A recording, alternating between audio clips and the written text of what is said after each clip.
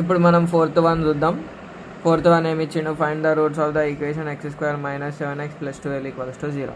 ఇది మనకి సెకండ్ ఇయర్లో నేర్పారు, ఇది మనకి 10th నేర్చుకున్నాం కాబట్టి సరేనా. సో గివెన్ ఈక్వేషన్ తీసుకుంటాం, x² - 7x + 12 = 0. ఇది సాల్వ్ చేయడానికి 2 మెథడ్స్ ఉంటాయి. ఒకటి ఫార్ములా మెథడ్, ఇంకోటి మనకు వచ్చిన బేసిక్ మెథడ్ చేసుకుంటాం. ఆ బేసిక్ మెథడ్లో ఏం చేయాలంటే x² కోఎఫిషియెంట్ని దీన్ని ఇంటూ చేయాలి. 1 × 12 = 12.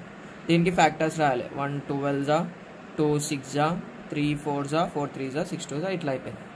ఇక్కడ ప్లస్ ఉంది కాబట్టి ఇవి 2 కండిషన్లలో వస్తాయి సరేనా.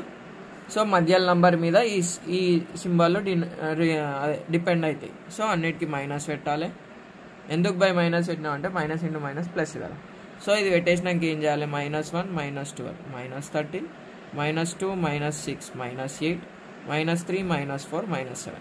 ఈడున్న నంబర్లలో ఏ నంబర్కి మ్యాచింగ్ అవుతుందో అది రాయాలి.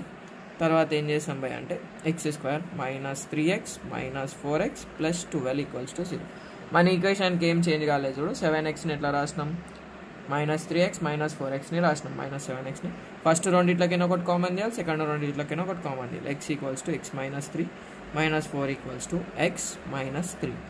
ఎప్పుడైనా కామన్ తీసినప్పుడు ఇది సేమ్ వస్తుంది. ఎందుకు బై అంటే చూడు, x × x x² + + -3 × x 3x -+ -4 × x 4x -+ +12 అయిపోయింది.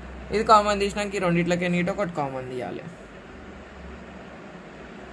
అప్పుడు x - 3 = 0 చేయాలి, x - 4 = 0 చేయాలి, x = 3 చేయాలి, x = 4 చేయాలి, ఆన్సర్ అయిపోతుంది. కాకపోతే లాస్ట్కి ఏం రాసామంటే therefore x = 3, 4 అని రాసి ఇట్లా 2 గీతలు పెడతాం, ప్రాబ్లం అయిపోతుంది. అంతే, సింపుల్.